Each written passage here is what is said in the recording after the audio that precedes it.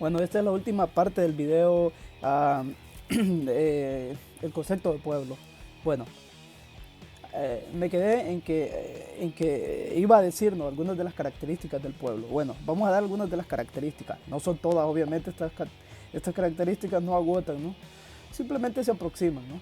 Y por lo tanto, creo que son, pero que obviamente, ¿no? Son esenciales y por lo tanto se deben de mencionar y por eso las estoy mencionando. Uno, el pueblo es consciente por definición. ¿Y a qué me refiero con esto? Sabe de que existe como sujeto, no como objeto, es decir, sabe que existe ontológicamente, no ónticamente. Es decir, sabe que existe como una materia compleja que es un proyecto en construcción, pero que es además parte que, de un proceso o de un curso, ¿no? Del mundo, ¿no? Que es la totalidad de mis experiencias y de las experiencias de las demás personas. Entonces, estamos inmersos en una totalidad, ¿no? En un mundo absolutamente grande que nos sobrepasa, ¿no? Porque es enorme, ¿no? Obviamente, gracias a las tecnologías podemos acercarnos, ¿no? A entender más la complejidad de este mundo, pero nunca vamos a poder comprender el mundo en su totalidad, ¿no? Segundo, tiene ideales, ¿no? Busca objetivarlos en la historia. Una persona o un sujeto que no tiene ideales, obviamente es un sujeto digno de compasión. ¿Por qué? Porque no tiene ideas, ¿no? No quiere encarnar sus ideas y por lo tanto necesita, ¿no? Volver, ¿no? Sobre sí, sobre su propia existencia y analizar cuáles son sus ideas.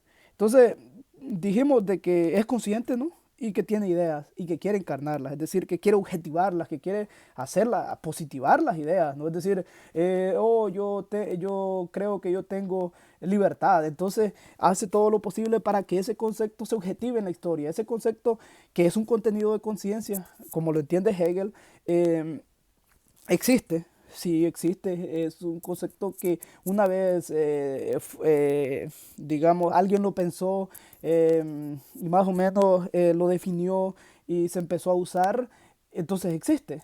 Es un concepto que existe y no puede negarse su realidad, ¿no? Ahora, entonces, como sujeto consciente, ¿no?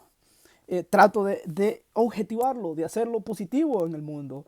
Y cuando un conjunto de personas, ¿no? Un conjunto de sujetos trata de objetivar el mismo concepto o sus propios conceptos o cualquier otro concepto ideal, entonces estos se empiezan a manifestar y se manifiestan en instituciones. Entonces el concepto de ser una mera idea se vuelve una institución y esta institución se desarrolla en la historia y hay momentos que esta institución ya no es capaz de digamos, de representar a ese concepto y entonces se tiene que reformar, por ejemplo, como el matrimonio. Inicialmente la institución del matrimonio era entre una mujer y un hombre, pero ahora la realidad desborda, es decir, el concepto desborda a esta institución. ¿Por qué? Porque ahora se pueden casar hombre con hombre o mujer con mujer, porque el concepto le queda pequeño. Es decir, la institución le queda pequeño el concepto. Los conservadores dicen no. Los progresistas eh, ambas posiciones, ¿no? Los progresistas y los conservadores tienden a los extremos.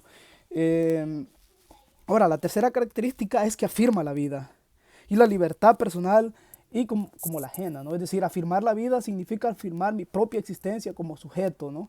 Afirmar la existencia del otro. ¿Por qué? Porque si yo existo, por lo tanto existe otro. Yo no puedo existir si alguien más no existe. Antes que mí, alguien tuvo que haber existido, ya sea que tenga mi origen desde una realidad ínfima, ¿no? Es decir, venimos desde la realidad más simple hasta la realidad más compleja. Entonces la realidad más simple es más real que la realidad más compleja. ¿Por qué? Porque los insectos, todos estos parásitos, todos estos virus, son capaces de sobrevivir y nosotros vamos a morir, ¿no? Y nuestra subjetividad se va a borrar, ¿no? Y vamos a pasar a ser un en sí, vamos a dejar de ser un para sí. Ahora, entonces, a sabiendas de que somos un para sí finito, Entonces, que somos un proyecto y que necesitamos encarnar esas ideas que tenemos. Entonces, por lo tanto, afirmamos la vida, es decir, somos parte de la vida, no somos parte de algo externo a la naturaleza, somos la naturaleza, es decir, nosotros estamos en la naturaleza, estamos inmersos en la naturaleza, somos la naturaleza y por lo tanto debemos responsablemente tomar conciencia y, y encargarnos de nuestra realidad y de la realidad de la naturaleza. La cuarta característica es que eh, el pueblo se organiza. Y se organiza en comunidad, en movimientos sociales, y apoya estos movimientos. Es decir, por ejemplo, el feminismo, digamos, el que se encarga, por ejemplo, de promover el cuidado del agua, los que promueven, digamos, los pueblos originarios y así muchos otros movimientos sociales que se encargan de concientizar a la sociedad, de hacerles ver que esos movimientos o que tratan de rescatar, ¿no? De dignificar a estos grupos marginados socialmente y culturalmente. Entonces, eso es, digamos, una de las características de los sujetos que conforman un pueblo. Entonces, por lo tanto, no puede ser, ¿no?, el pueblo un conjunto de sujetos completamente indeterminados y sin forma. Por forma me refiero a que encarnan sus ideales, ¿no? A que son sujetos que afirman la vida y que son sujetos que se organizan, ¿no? Entonces, es consciente, afirma la vida y se organiza. Y nos organizamos, ¿por qué? Porque necesitamos afirmar la vida, necesitamos vivir. Si el para sí muere, entonces se muere el significado, porque nosotros somos el significado. Dios es la creación del hombre. Y entonces, por lo tanto, en el momento que el para sí muera, él en sí quedaría no relegado a seguir un curso, ¿no? Y ya vendrán otras especies que se encargarán de definir la realidad, si es que alcanzan el grado de conciencia que nosotros tenemos. Ahora, viene la contraposición, ahora viene la masa, algunas características de la masa. La masa es indeterminada, no tiene forma, como lo decía Aristóteles, ¿no? No tiene idea, no tiene ideales, bueno, no sueña, ¿no? Y es una sucursal más, ¿no? Es decir, no se dedica a crear, no se dedica a imitar, se dedica a repetir mecánicamente lo que se le ha enseñado. Entonces, por lo tanto, es indeterminado, ¿no? Es decir, un árbol es un árbol, o perdón, una silla, ¿no?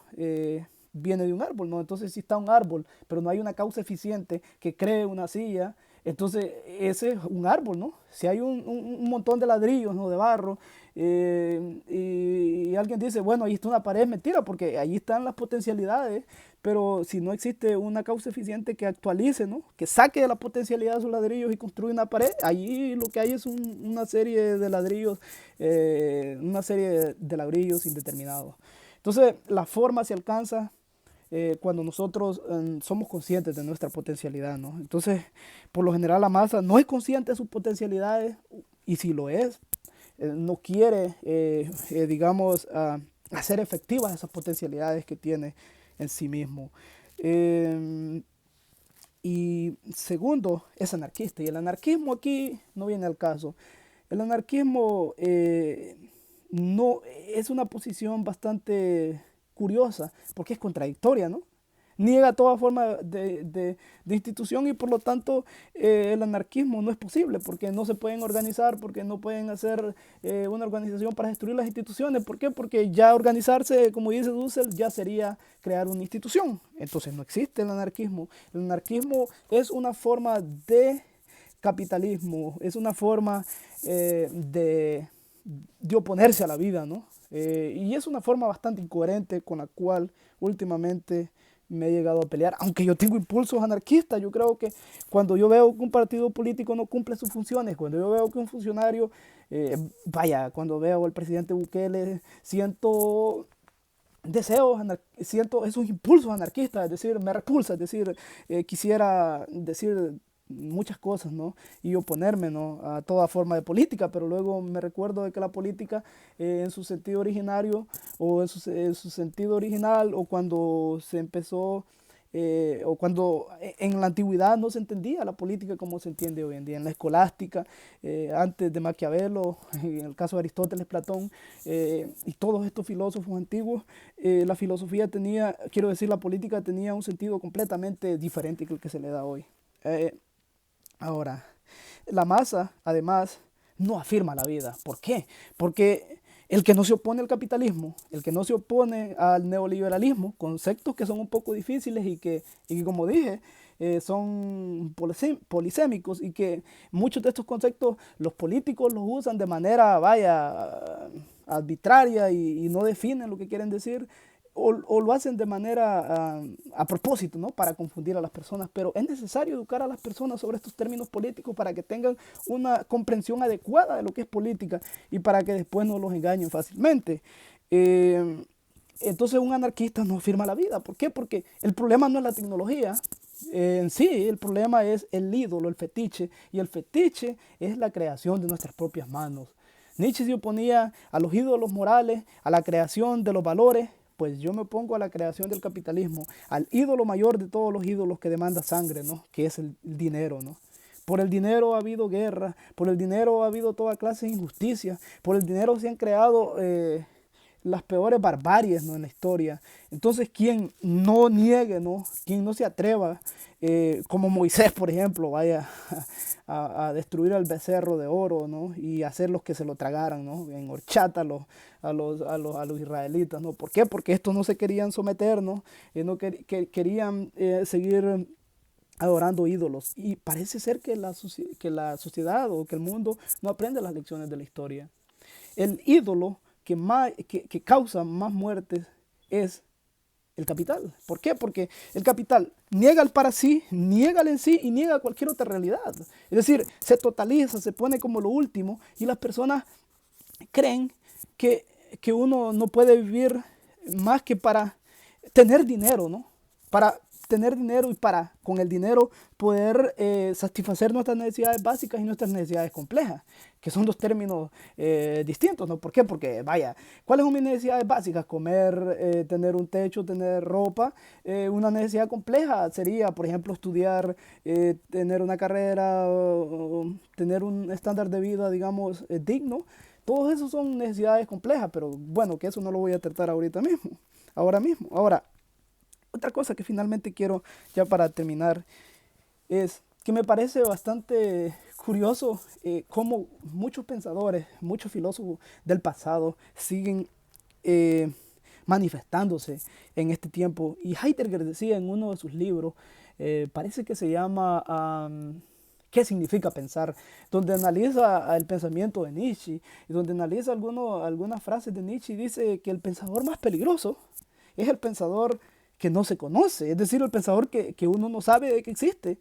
Yo he escuchado muchas personas que hablan en términos nietzscheanos o que hablan en términos heideggerianos, en términos sartreanos, y yo digo, wow, esta persona ha estudiado Nietzsche, probablemente nunca en su vida y probablemente nunca lo haga, pero ha visto películas, ha visto series televisivas, ha leído cosas, no ha leído aunque sea Pablo Coelho, y entonces por lo tanto, han de haber algunos influjos, ¿no? Han de haber alguna conexión con ellos.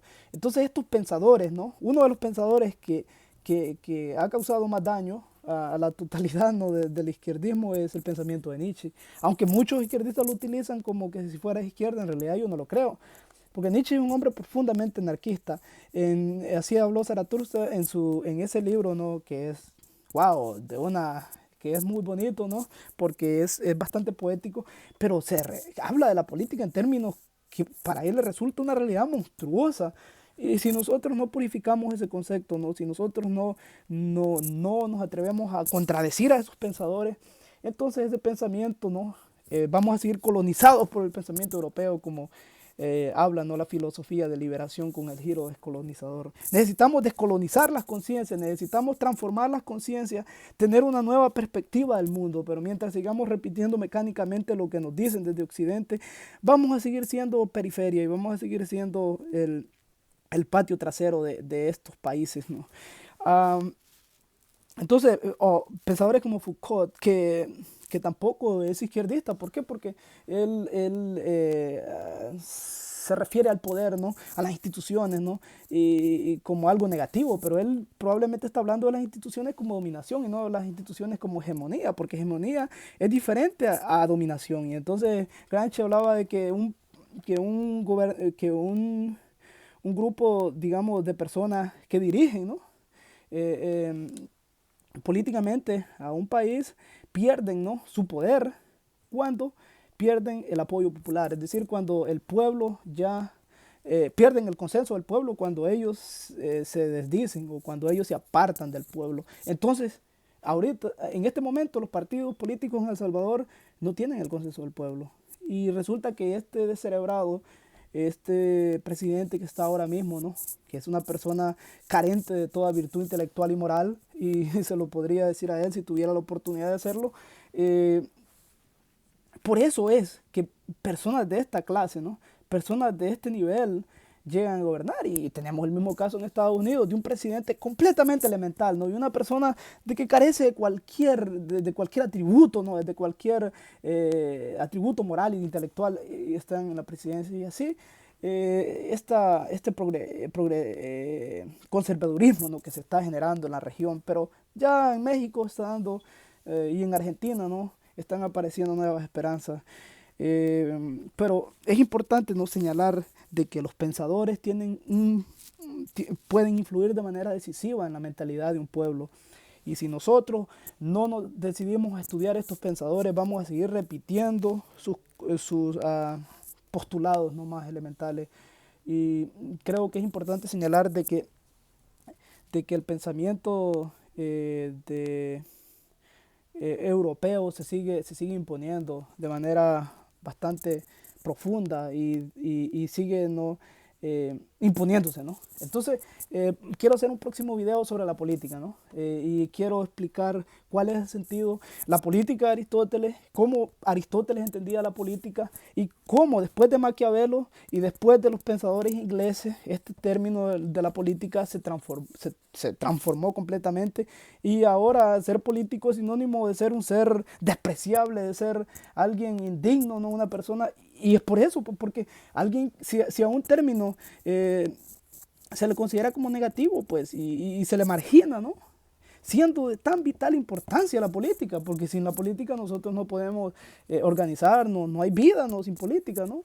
La política juega un papel importante en nuestra vida, ¿no? Y estos pensadores ingleses, ¿no?, con su egoísmo, digamos, que no es un prejuicio, ¿no?, pero que afirman su propia existencia, su propio yo, ¿no?, ignorando, ¿no?, de que existen otros, ¿no? Entonces, el pensamiento inglés y el pensamiento de Maquiavelo no han tenido en alguna forma responsabilidad de que la política se vea como se ve hoy en día. Entonces hay que educar a la juventud y educarnos nosotros mismos y leer más para tener una comprensión que se ajuste, ¿no?, a la realidad del término. Hay que ser honestos a la hora de analizar un término para que para que las personas puedan tener una comprensión adecuada del término, el que sea, digamos, el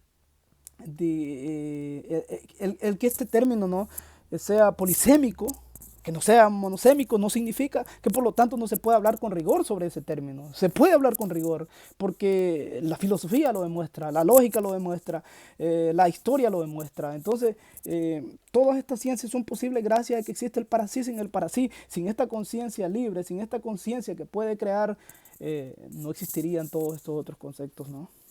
Bueno, así es de que espero hacer un video sobre política, ¿no?, sobre algunas teorías políticas que han tenido gran influencia y que han servido como paradigma en nuestros países.